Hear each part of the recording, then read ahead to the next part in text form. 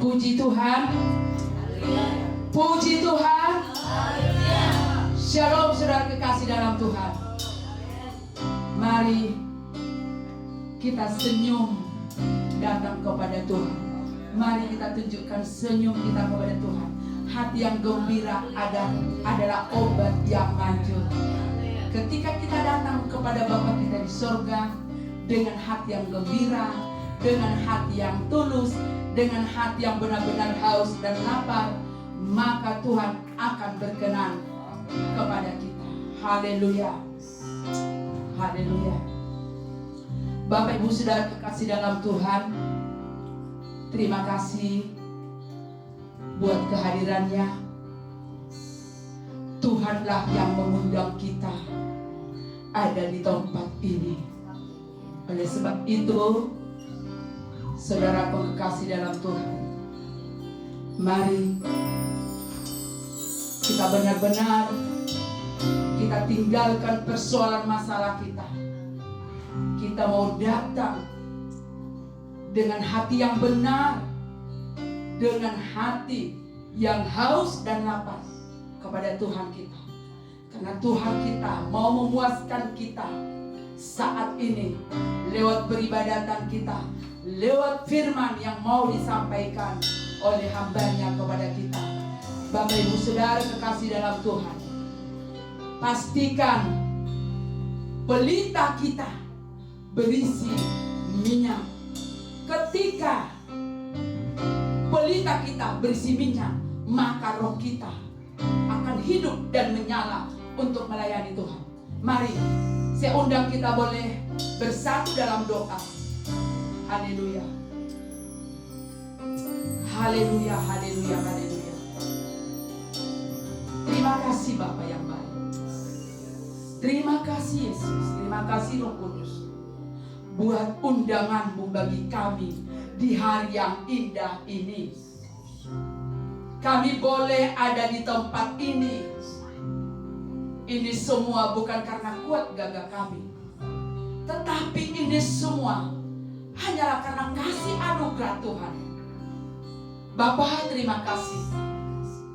Kami mau datang bersyukur kepada Engkau, karena sepanjang hidup kami sungguh Engkau luar biasa Tuhan, menyertai, menjagai kami, melindungi kami, dan memberkati kami Bapa. Terima kasih. Lebih baik kami satu hari di pelataran-Mu daripada kami hidup 1000 tahun di luar sana Bapa. Terima kasih Bapa, karena ibadah kami ini Bapa, ibadah yang berguna di hadapan-Mu. Karena ibadah itu mengandung janji. Karena janji-Mu kepada kami Tuhan terlalu banyak. Engkau akan menyertai kami sampai akhir zaman, sampai kesudahan zaman. Haleluya, haleluya. Terima kasih Tuhan. Mari Tuhan, kami mau datang kepada-Mu Tuhan. Tidak ada Tuhan yang mengganggu kami mau datang kepada Engkau Tuhan. Mari Engkau kuasai hati pikiran kami. Tidak ada yang mengikat kami, tidak ada yang membelenggu kami Tuhan. Kami mau patahkan segala roh pengganggu dalam nama Yesus. Kami mau dibebaskan Tuhan. Roh kami mau dibebaskan Tuhan. Roh kami mau dimerdekakan Tuhan, untuk memuji Engkau saat ini. Terima kasih Tuhan. Terima kasih. Mari ambil alih semua Tuhan pelayanan kami.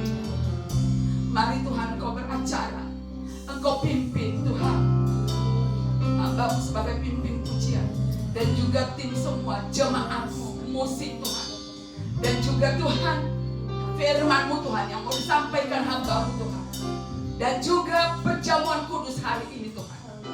Apa yang kami persembahkan hari ini Tuhan, kiranya Tuhan persembahan yang berkenan kepadamu naik di hadirat-Mu menjadi dupa yang harum Bapa. Terpujilah Engkau Tuhan. Mari suci kuduskan tempat ini, suci kuduskan hati pikiran kami, karena tanpa kekudusan kami Bapa, kami tidak layak memanggil Engkau ya Aba ya Bapa. Dalam nama Yesus, suci kuduskan dalam kuasa darah-Mu, suci kuduskan mau datang kepadamu penuh dengan ucapan syukur Bapa. Terima kasih dalam nama Yesus. Haleluya, haleluya. Puji beri kuasa, kuasa yang diberikan Tuhan kepada kita untuk melawan segala musuh iman kita. Haleluya.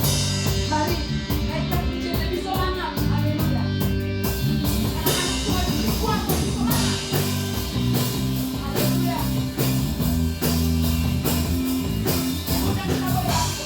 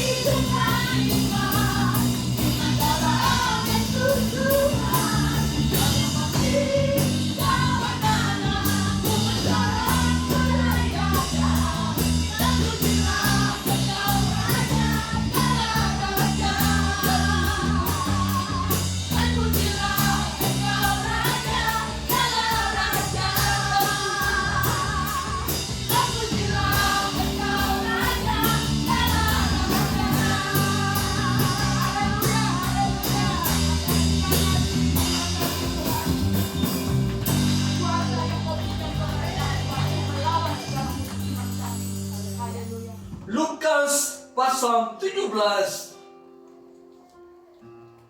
ayat 11 sampai dengan 14.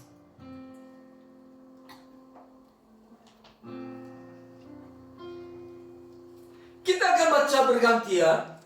Jemaat ayat 11, saya 12 dan seterusnya. Silakan jemaat dimulai setelah hitungan ketiga. 1, 2, 3. Dalam perjalanannya ke Yerusalem, Yesus menyusur perbatasan Samaria dan Galilea. Ketika ia memasuki suatu desa, datanglah 10 orang kusta menemui dia. Mereka tinggal berdiri agak jauh. Dan berteriak, Yesus, Guru, kasihanilah kami. Lalu ia memandang mereka dan berkata, pergilah, perlihatkanlah dirimu kepada imam-imam. Dan sementara mereka tengah jalan, mereka menjadi tahir. Kita baca ayat yang ke-14 bersama-sama. 1, 2, 3. Lalu ia memandang mereka dan berkata, pergilah, perlihatkanlah dirimu kepada imam-imam. Dan sementara mereka di tengah jalan, mereka menjadi tahir. Puji Tuhan, silakan dulu.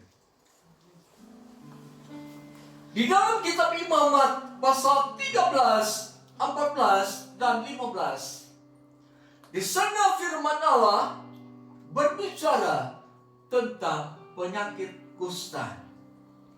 Orang yang terkena penyakit kusta harus diasingkan pada satu tempat yang sangat sunyi.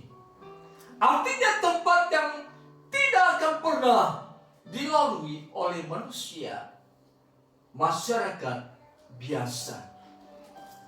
Di sana mereka bersama-sama. Di sana mereka merenungkan nasib buruk yang menimpa mereka. Di sana mereka merenungkan tentang masa depan mereka.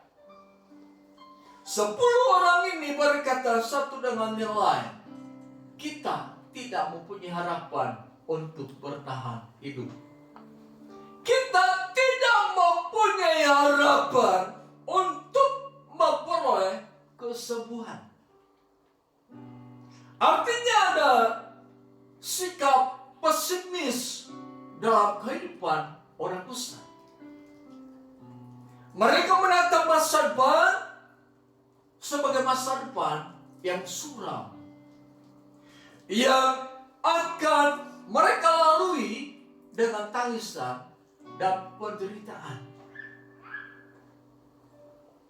Tetapi puji Tuhan, Allah mengasihi ke-10 orang kusta ini.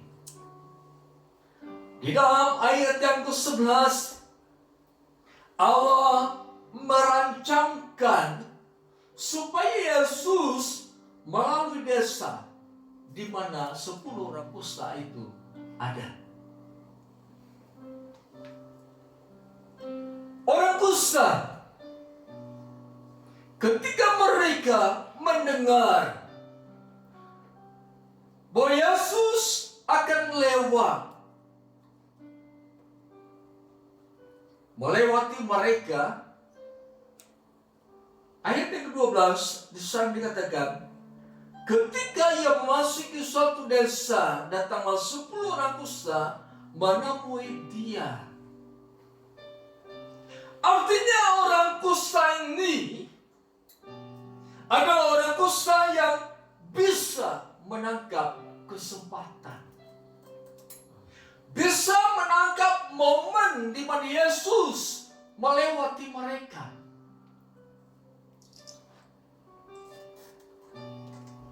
Mereka berpikir, mereka mengimani bahwa Yesus yang akan memberikan kepada mereka kesembuhan. Mereka percaya Yesus sanggup untuk memulihkan kehidupan mereka. Mereka percaya Yesus akan mengasihi mereka lebih daripada saudara-saudara mereka, lebih daripada keluarga-keluarga mereka. Pada saat mereka kusta, mereka diasingkan dari keluarganya.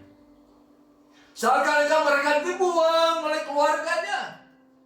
Dan mereka tidak memiliki lagi apa yang dinamakan dengan belas kasihan dari manusia.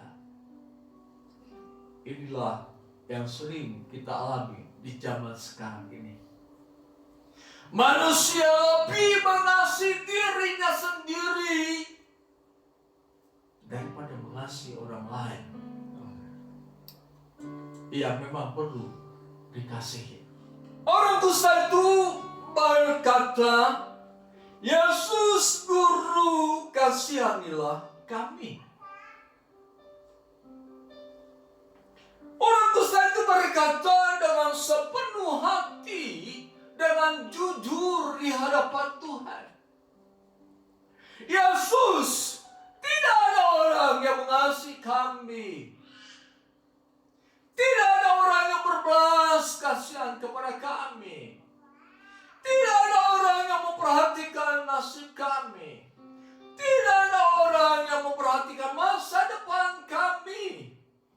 Tidak ada orang yang membimbing kami untuk menikmati masa depan. Mereka berkata, Yesus, kasihanilah kami.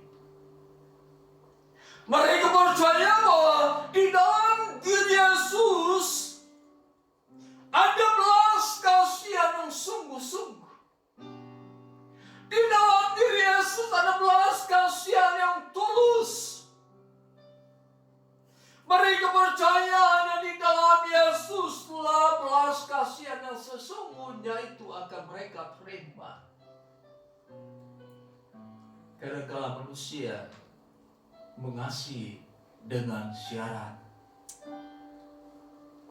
Kadang-kala manusia mengasihi, berbelas kasihan kepada orang lain dengan syarat. Saya akan mengasihi kamu. Apa yang dapat engkau berikan kepada saya? Saya akan menolong engkau.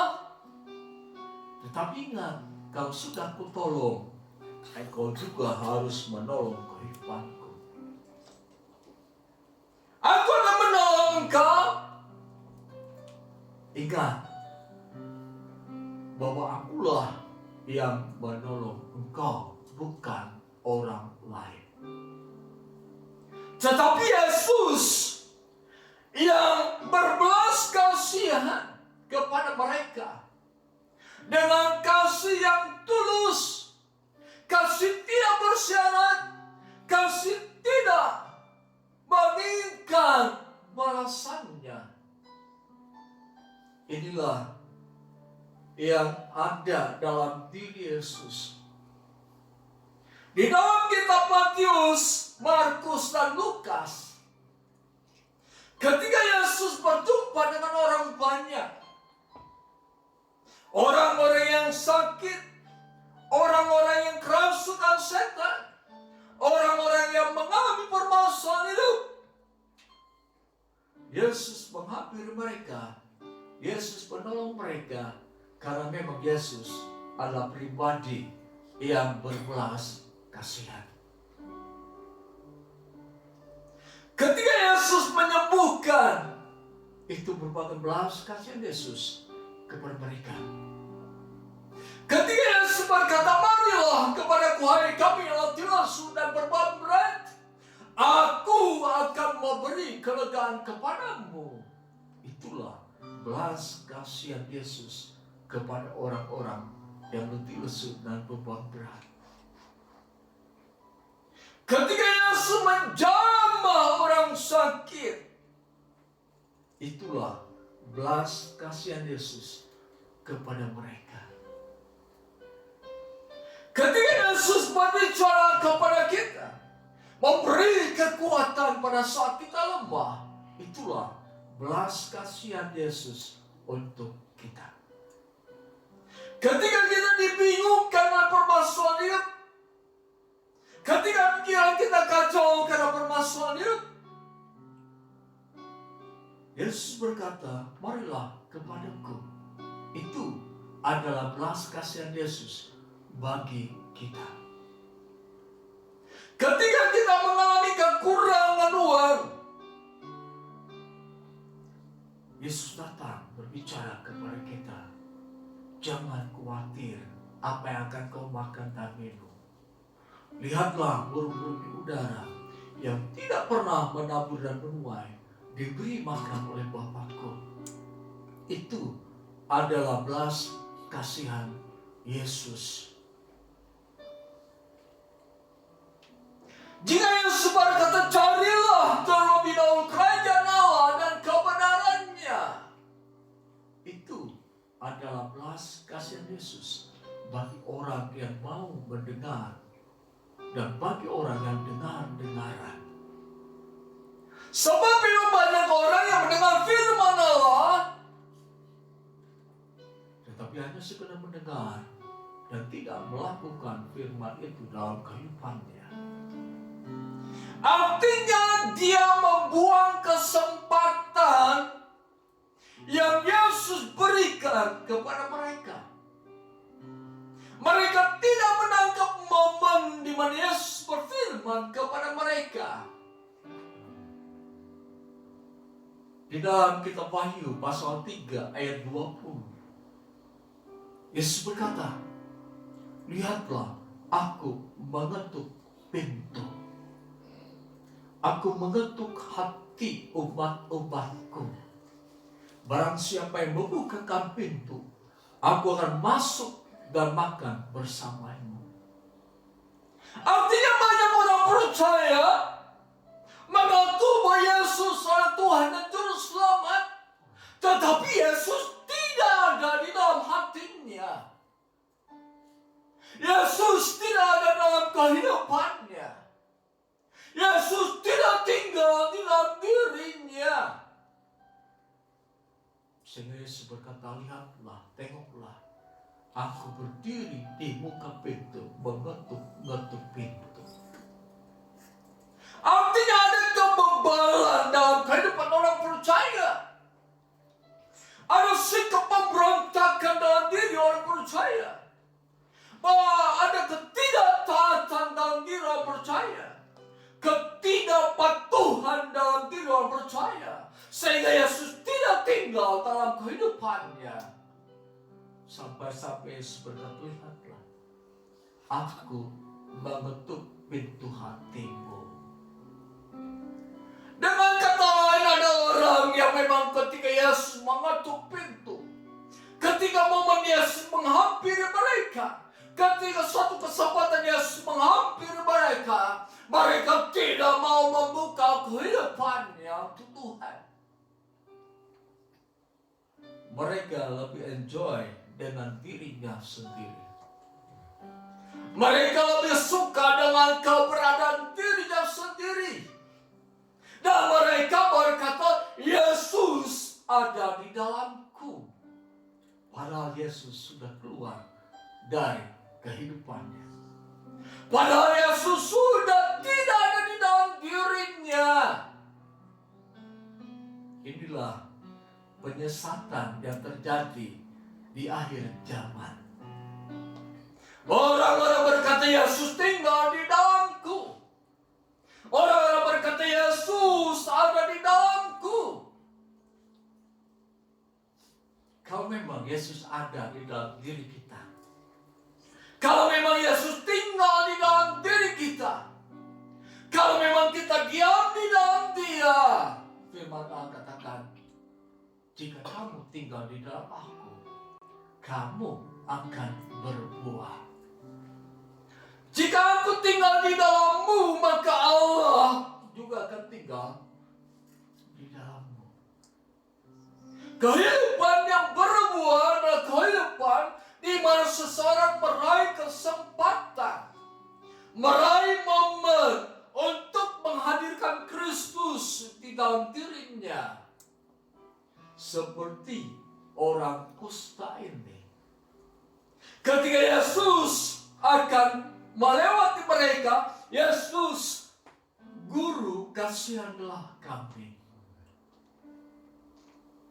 Saudara,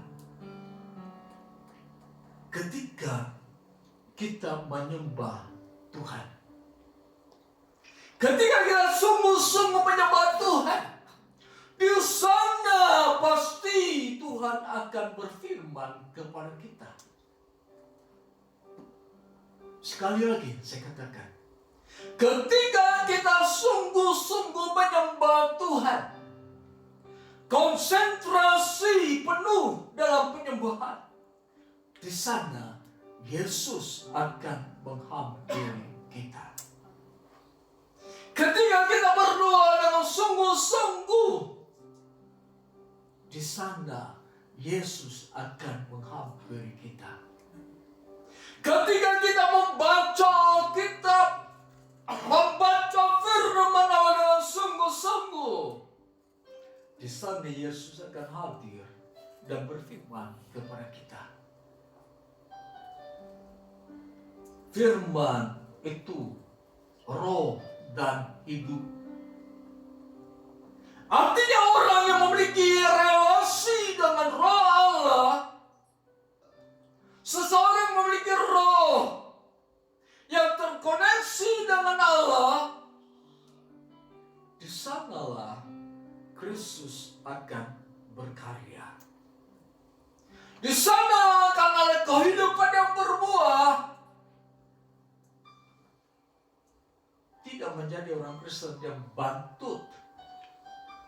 Tidak menjadi firman yang jatuh di tepi jalan. Tidak menjadi firman yang jatuh di tanah yang berbatu. Tidak menjadi firman yang jatuh di semak duri. Tetapi menjadi firman yang jatuh di tanah yang baik. Inilah gambaran orang-orang yang menerima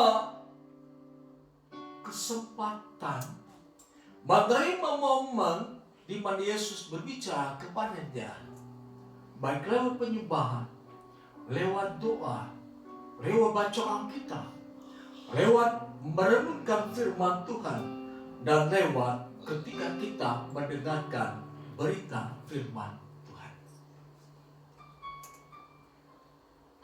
Orang kusta ini berkata, Yesus Guru, kasihanilah kami. Yesus, kami ingin sembuh. Kami ingin bebas dari penderitaan. Kami ingin bebas dari kesengsaraan. Kami ingin bebas dari tekanan hidup. Kami ingin bebas dari cemoohan-cemoohan orang lain. Kami ingin bebas dari keterasingan. Kasihanilah kami. Biarlah kita juga menjadi orang-orang yang seperti Yesaya katakan, berserulah kepada Tuhan selama Ia dekat. Artinya ada momen-momen dalam kehidupan kita Yesus mendekati kita. Ada momen Yesus menghampiri kita. Ada momen Yesus memberikan waktunya bagi kita. Ada momen di mana Yesus memberikan kehidupannya kepada kita. Tetapi kita tidak berseru kepadanya. Kita tidak memanggil namanya.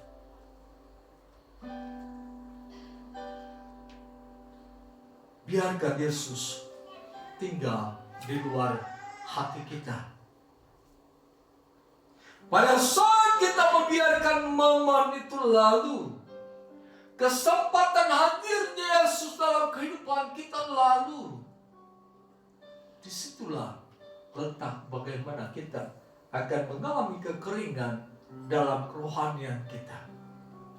Kita akan mengalami kekeringan dalam kehidupan ini. Kita tidak menjadi orang bersemangat, tidak menjadi orang yang sehat, tidak menjadi orang yang segar di hadapan Tuhan, karena tidak ada air kehidupan di dalam diri kita. Yesus berbicara, marilah kepadaku, hai kamu yang haus akan air. Aku akan memberikan air kehidupan bagimu. Ketika Yesus bertemu dengan perempuan Samaria dalam Yohanes pasal 4, Yesus berkata, aku akan memberikan air kehidupan kepadamu.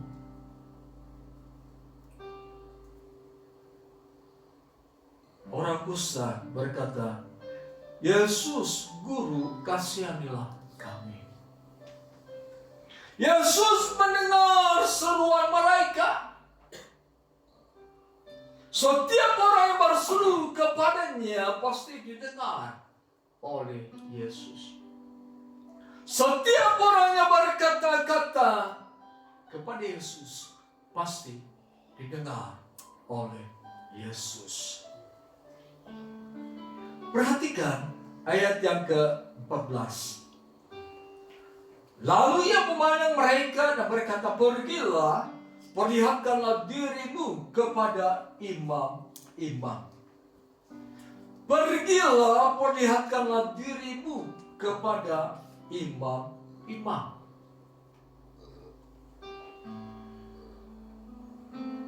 Orang kusta berkata, Yesus, kasihanilah kami.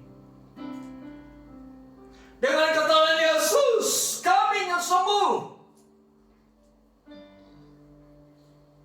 Tetapi jawaban Yesus bukan, sini. Aku akan langsung menyembuhkanmu. Tetapi Yesus tidak berkata, sini, aku akan menjamah kau supaya kau sembuh. Sini, aku akan menyatakan kuasaku supaya engkau sembuh. Tetapi Yesus berkata, pergilah, perlihatkanlah dirimu kepada imam-imam. Mereka minta kesembuhan secara langsung. Mereka minta pernyataan jambahan Tuhan supaya mereka sembuh dari kusta. Memang mereka pernah mendengar ada seorang yang kusta. Orang kusta itu berkata, Guru, kasihanilah aku. Orang kusta itu berkata, Guru, jika engkau mau, aku akan sembuh.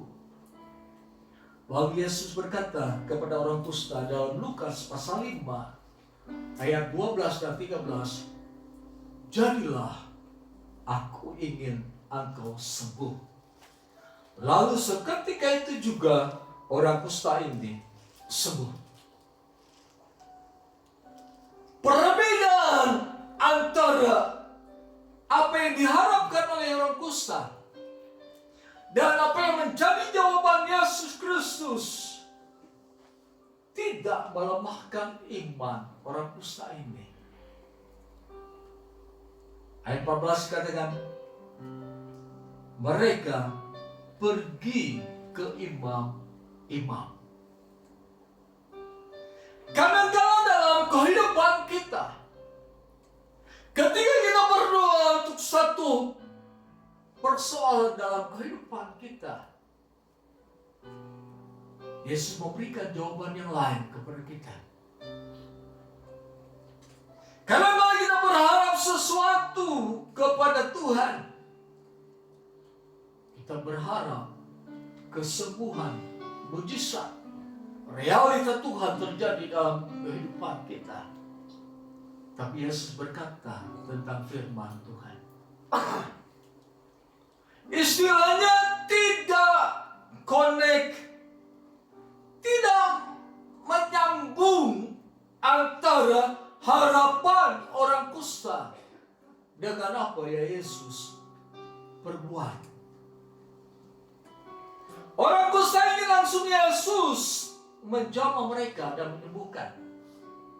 Orang kusta ini Yesus langsung berkata, jadilah engkau sembuh. Orang kusta ini Yesus langsung menghampiri mereka.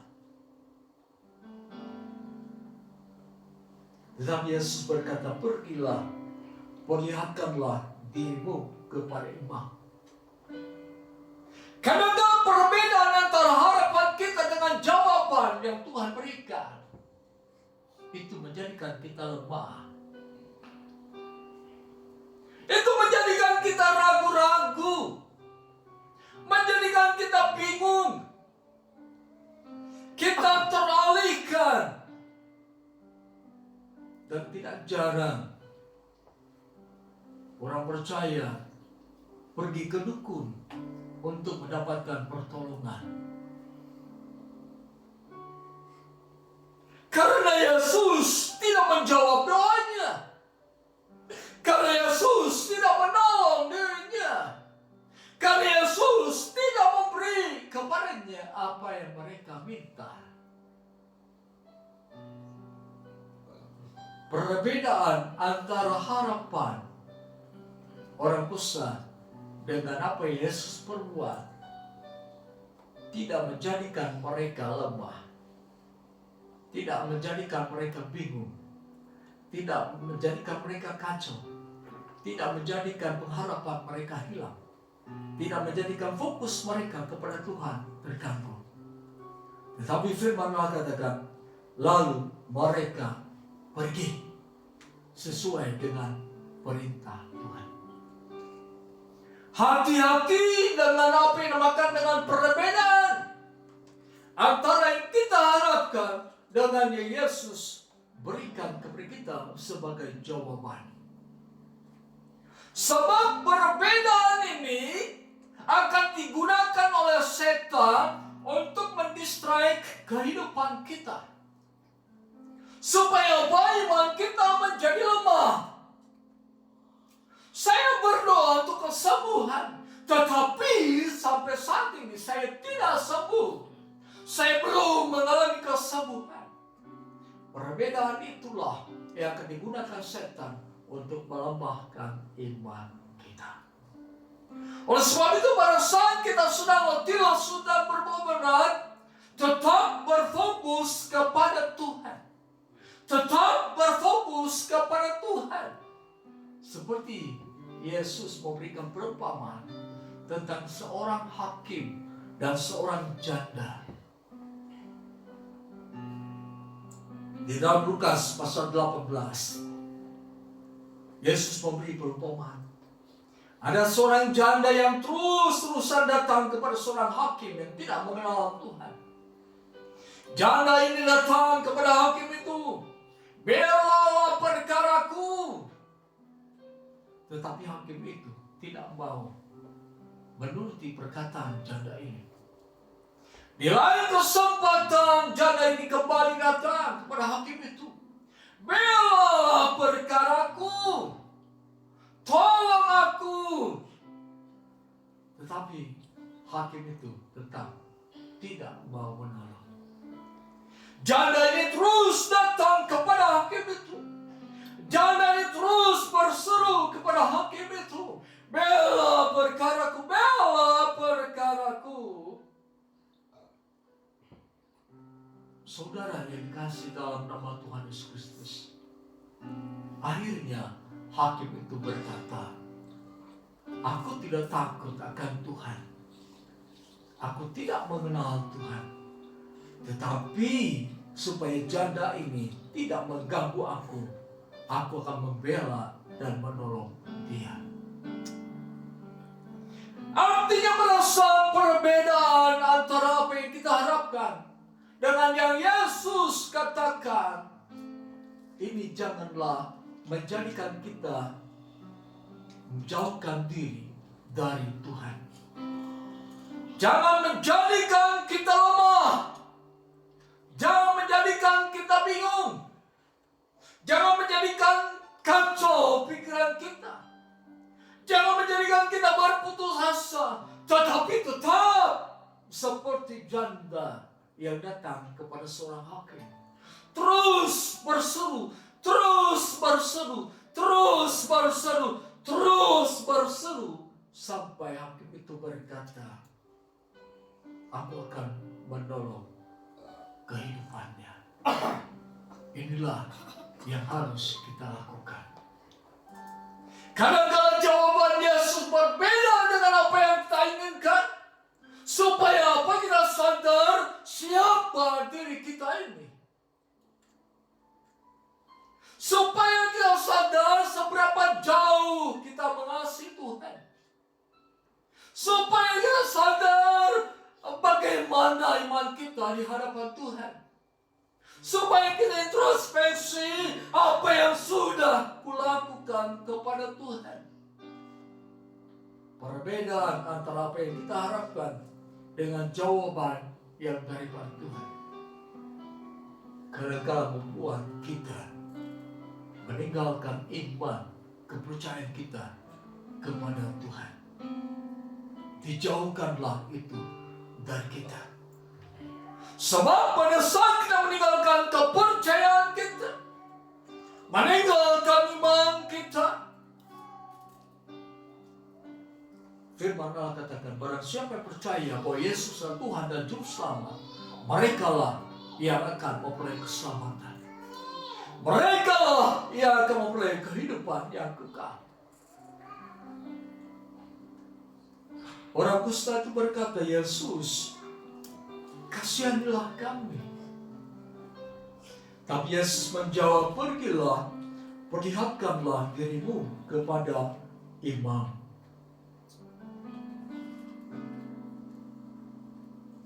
Sekalipun doanya, seruannya tidak dijawab dengan pas,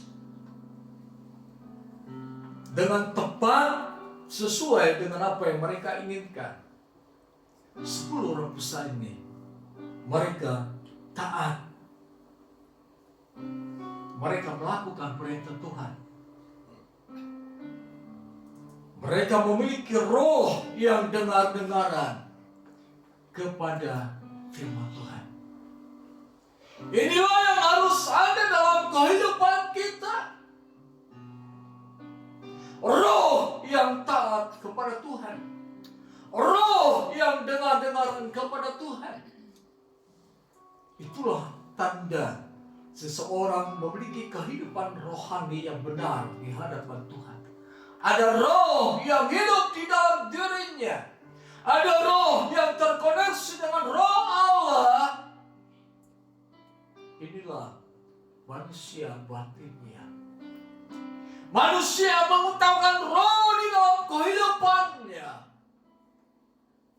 Sepertinya kalau aku tidak melakukan firman Tuhan, aku akan menjadi pohon yang ditanam di tanah yang tandus. Saudara, orang kusta tidak berbantah-bantah dengan Yesus.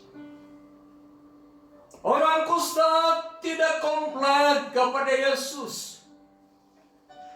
Orang kusta tidak berkata, Tuhan, bukan perintah yang kuinginkan, tetapi yang kuinginkan Engkau menjamah aku dan memberi kesembuhan. Kadang-kadang dalam kekristenan kita, dalam iman yang kita miliki, kita mengatur Tuhan. Tuhan, seharusnya Engkau menolong aku seperti yang kuinginkan.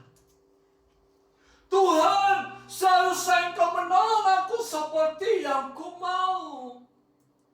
Tuhan, seharusnya Engkau mengulurkan tangan-Mu, menjamah aku seperti apa yang ku kehendaki. Jangan seperti Naaman. Jangan menjadi Naaman di akhir zaman. Ketika Nabi Elia berkata, suruhlah Naaman menenggelamkan dirinya di Sungai Yordan sebanyak 7 kali. Naaman berkata, kukira Nabi itu akan datang kepadaku. Nabi itu akan meletakkan tangannya atas tubuhku yang kusta ini, aku jadi sembuh. Kukira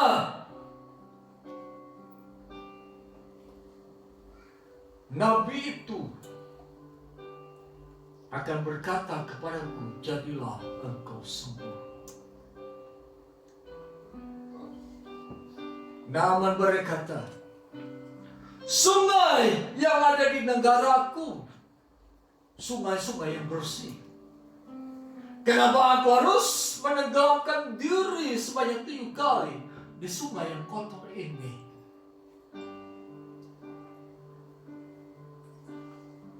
Inilah gambaran Naaman di akhir zaman.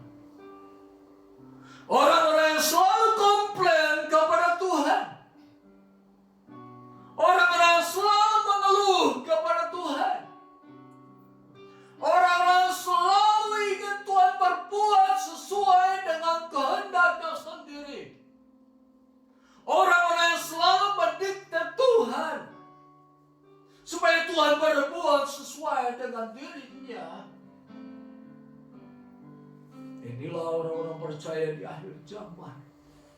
Yang mengatur dan mengatur Tuhan. Tidak mau diatur oleh Tuhan. Tidak mau dengar-dengaran kepada Tuhan. Tidak mau melakukan firman Tuhan. Seakan-akan dirinya adalah Tuhan bagi Yesus yang adalah Tuhan. Seakan-akan dirinya menjadikan Allah dari segala sesuatu. Dijauhkan hal itu daripada kita. Kita harus sadar, kita adalah manusia diciptakan oleh Allah. Sejak dalam kandungan kita dibentuk oleh Allah supaya menjadi manusia-manusia ilahi. Manusia-manusia yang hidup sesuai dengan firman Allah. Manusia-manusia yang dengar-dengaran, percaya sepenuhnya kepada Allah dan firman-Nya. Saudara yang dikasihi dalam nama Yesus Kristus, kegagalan kehidupan kita bukan karena kita kurang pintar dalam kehidupan ini. Karena kita tidak memiliki pengalaman, bukan karena kita tidak memiliki pengalaman hidup. Bukan karena kita kekurangan pengetahuan. Bukan karena kita tidak berpendidikan. Kegagalan yang terbanyak yang dialami oleh umat Tuhan adalah karena mereka tidak taat kepada Tuhan. Tidak dengar-dengaran kepada Tuhan. Dan menjadikan dirinya sebagai Allah. Bukan menjadikan Yesus sebagai Allah, tetapi menjadikan dirinya sebagai Allah yang bisa mengatur Yesus Kristus. Ayat 14, lalu ia memandang mereka dan berkata, pergilah, perlihatkanlah dirimu kepada imam-imam. 10 orang kusta ini berfokus kepada perintah Tuhan. Dia lupakan keadaan dia. Dia lupakan keinginan dia. Dia lupakan yang menjadi pengharapan dia. Dia fokus kepada Tuhan. Inilah yang terjadi di akhir zaman ini. Manusia, orang percaya lebih fokus kepada apa yang menjadi kehendaknya. Lebih fokus kepada keperluan hidupnya. Lebih fokus kepada apa yang dia inginkan. Tetapi tidak sadar bahwa firman Allah itu lebih tinggi kuasanya dibandingkan apa yang orang itu miliki. Ada kuasa di dalam firman Tuhan. Yesus berkata, firman-Ku hidup dan roh. Yang menghidupkan kehidupan kita bukan cita-cita kita, bukan pengalaman hidup kita, bukan kepintaran kita, bukan banyaknya kita memiliki harta, tetapi karena firman itulah yang menghidupkan kehidupan kita. Roh itulah yang menghidupkan roh kita. Sebab itu Rasul Paulus katakan, biarlah rohmu menyala-nyala untuk melayani Tuhan. Bukan otak, tapi rohmu. Orang yang melayani dengan otak tidak memiliki koneksi dengan Tuhan. Tidak memiliki perjumpaan dengan Tuhan. Tidak memiliki satu atmosfer pertemuan dirinya dengan Tuhan. Karena apa? Tidak ada hadirat Allah di sana. Tidak ada kuasa Allah di sana. Yang ada kedagingan.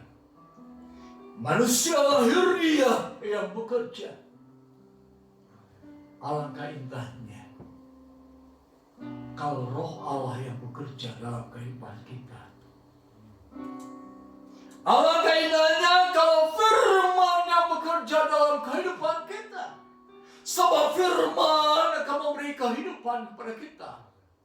Firman akan membawa kita menikmati kehidupan yang disediakan oleh Allah. Yesus berkata kepada orang kusta, "Pergilah, perlihatkanlah dirimu kepada imam-imam." Dan sementara mereka di tengah jalan, mereka menjadi tahir.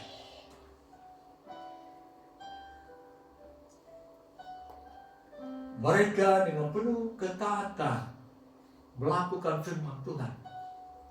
Sekalipun Yesus tidak berkata, nanti kalau engkau berjalan, nanti kalau engkau menghampiri imam-imam, nanti kalau engkau melakukan perintahku, maka engkau akan sembuh.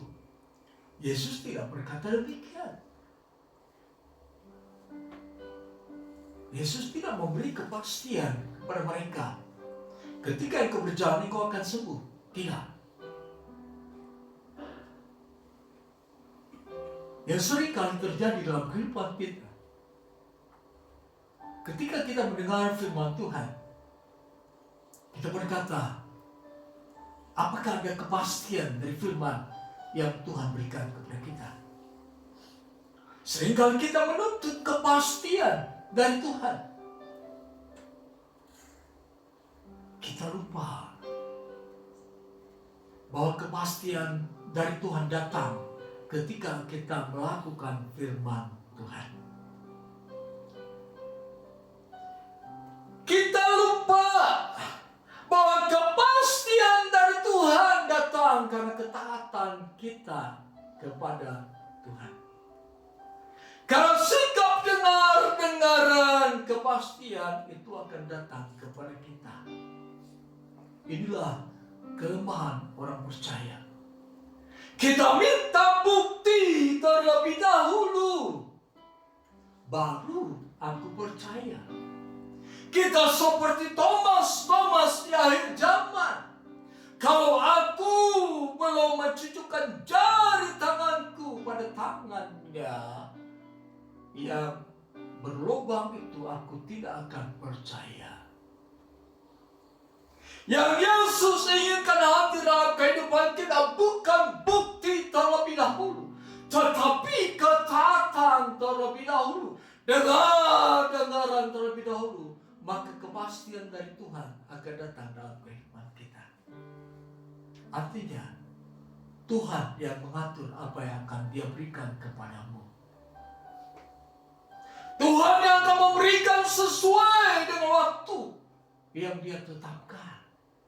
Bukan kita yang mengatur Tuhan. Bukan 10 orang kusta yang mengatur Tuhan, tetapi Tuhan yang mengatur mereka. Saudara, lalu Ia memandang mereka dan berkata, pergilah, perlihatkanlah dirimu kepada imam-imam. Dan sementara mereka di tengah jalan, mereka menjadi tahir. Saudara, ketika Yesus berkata, di sana juga Allah berkata. Sebab Yesus berkata, aku dan Bapa adalah satu. Ketika Yesus berbicara, pergi perlihatkan dirimu kepada imam-imam, di situ juga Allah Bapa berbicara kepada orang kusta.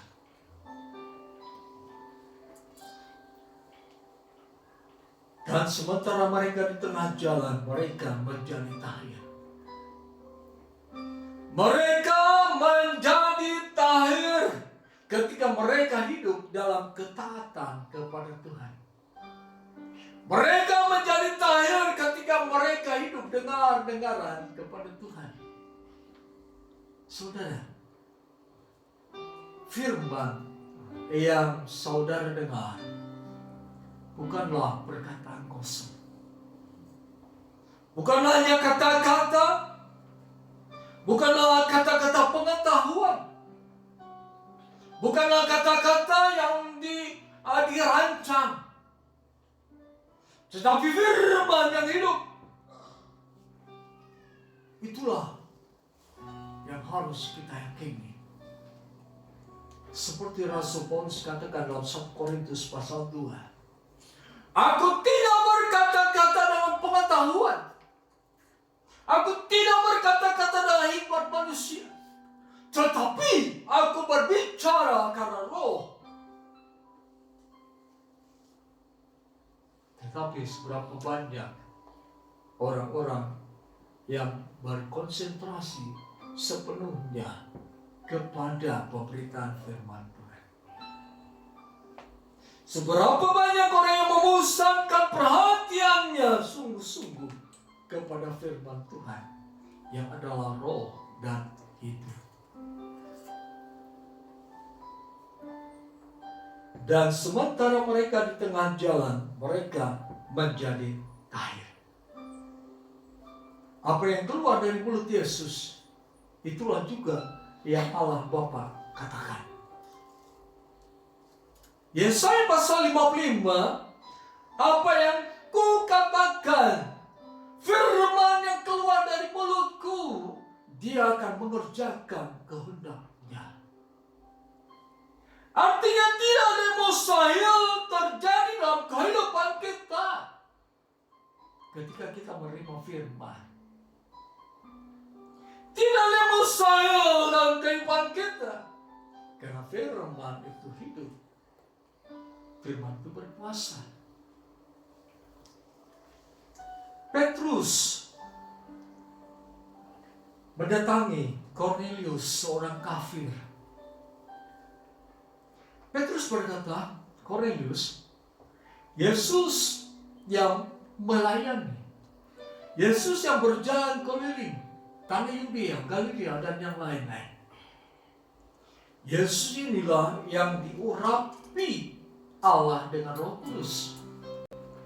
Yesus inilah yang diurapi oleh Allah dengan kuat kuasa.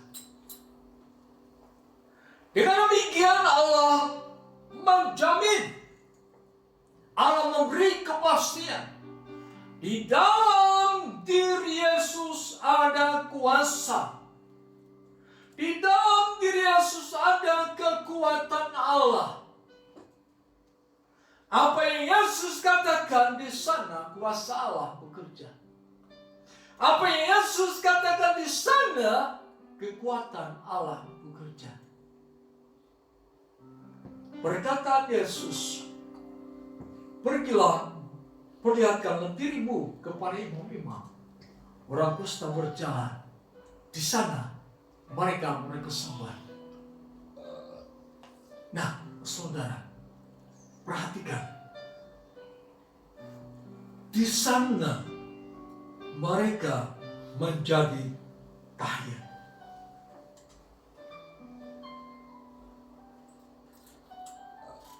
Jarak antara Yesus dengan orang kusta sudah demikian jauh. Sebab orang kusta harus ke kota Yerusalem, sedangkan Yesus ada di desa yang terpencil. Tetapi mereka terus berjalan. Di tengah jalan mereka menjadi tahir. Artinya, kekuasaan Tuhan tidak bisa dibatasi oleh jarak. Ketika kita mendoakan orang lain yang ada di Pulau Sumatera, kita memproklamirkan, mendeklarasikan firman. Firman itu akan sampai ke Pulau Sumatera dengan segera. Ketika saudara mempunyai saudara di Jawa Barat, Jawa Tengah, Jawa Timur, Sulawesi, Kalimantan, Papua, Ambon, saudara mendeklarasikan firman Tuhan kepada mereka yang sedang sakit. Saudara berkata bahwa oleh bilur-bilurnya mereka menjadi sembuh. Firman itu akan langsung terbang ke sana, mengarah kepada orang yang kita doakan. Suatu ketika Yesus kedatangan seorang pegawai istana. Pegawai istana ini berkata, Yesus, datanglah ke rumahku. Anakku sakit dan hampir mati. Lalu Yesus berkata, anakmu tidak mati, dia sudah sembuh. Lalu pegawai istana ini pulang ke rumahnya dan dia berkata, jam berapa anakku sembuh? Orang-orang di sana berkata, jam sekian. Lalu pegawai istana itu berkata, oh, jam sekian. Yesus berkata kepadaku, anakmu sembuh. Jadi jarak dan waktu, kalau Yesus bekerja, tidak ada yang bisa membatasinya. Tidak ada yang bisa menggagalkannya. Inilah kuasa firman Tuhan.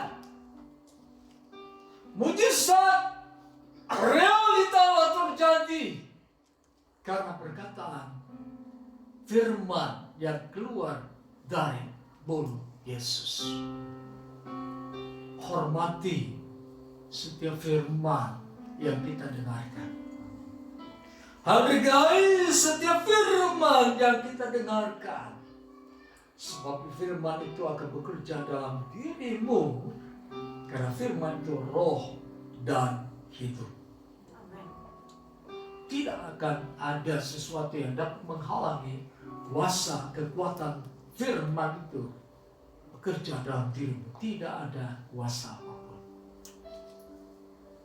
Hanya satu yang bisa menghalangi firman Allah bekerja dalam dirimu, yaitu dosa dalam dirimu, ketidakpercayaan dalam dirimu, keraguan-raguan dalam dirimu.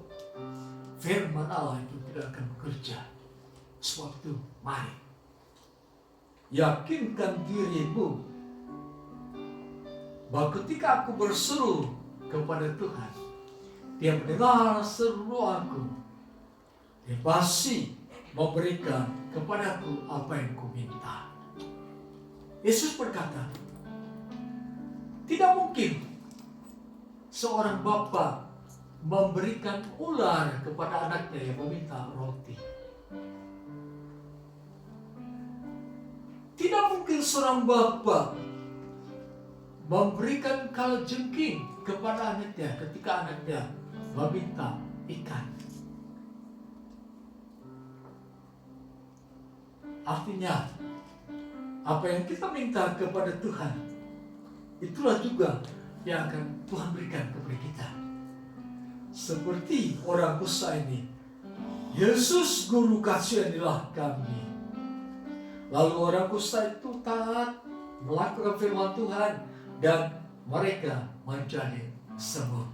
Haleluya. Saudara yang kasih dalam nama Tuhan Yesus Kristus, terimalah damai sejahtera, anugerah berkat Allah, cinta kasih Yesus Kristus, kekuatan penghiburan pertolongan dari Allah Roh Kudus menyertai kita mulai saat ini sampai kedatangan Yesus Kristus yang kedua kali ke dalam dunia ini. Dalam nama Tuhan Yesus kami berdoa. Haleluya. Amin. Haleluya.